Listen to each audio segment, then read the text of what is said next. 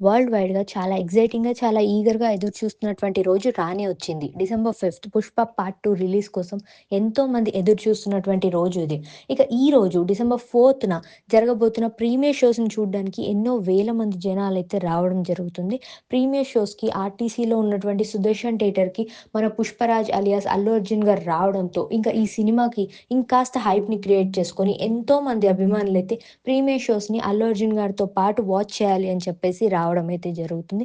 అన్ని వేల మంది జనాలు రావడంతో అక్కడ మొత్తం రోడ్స్ అన్నీ బ్లాక్ అయిపోయి ఫుల్ ట్రాఫిక్, ఫుల్ హెవీ ట్రాఫిక్‌లో అయితే అందరూ చిక్కుకోవడం జరిగింది.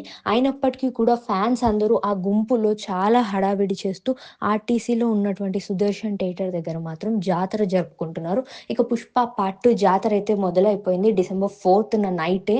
ఇక ఈ క్రమంలో జరిగినటువంటి ఒక సంఘటన ఏంటి అంటే ఒక లేడీ అలానే తన కొడుకుతో వచ్చింది సినిమాకి 'సుదర్శన్‌కి'. అల్లు అర్జున్ గారితో పాటు సినిమా చూద్దాము అని చెప్పేసి వచ్చినటువంటి ఆవిడ, అలానే ఆవిడ కొడుకు ఇద్దరు కూడా అన్ని వేల మంది ఉన్నటువంటి ఆ గుంపులో ఇరుక్కొని కొంచెం సఫికేటింగ్‌గా ఫీల్ అయిపోయి, అబ్బాయికి కాస్త ఊపిరాడక ఆయన అన్‌కాన్షియస్‌కి అయిపోయి పడిపోయారు అని చెప్పేసయితే తెలుస్తుంది. అలానే ఆ అబ్బాయి గారి తల్లి అయినటువంటి తను కూడా అంతమంది గుంపులో సఫికేటింగ్‌గా అయిపోయి తను కూడా అన్‌కాన్షియస్‌గా ఇద్దరు కూడా పడిపోవడం జరిగింది. ఇక ఇమ్మీడియేట్‌గా అంబులెన్స్ వచ్చి ఆ తల్లి, కొడుకులని తీసుకొని హాస్పిటల్‌కి వెళ్ళిన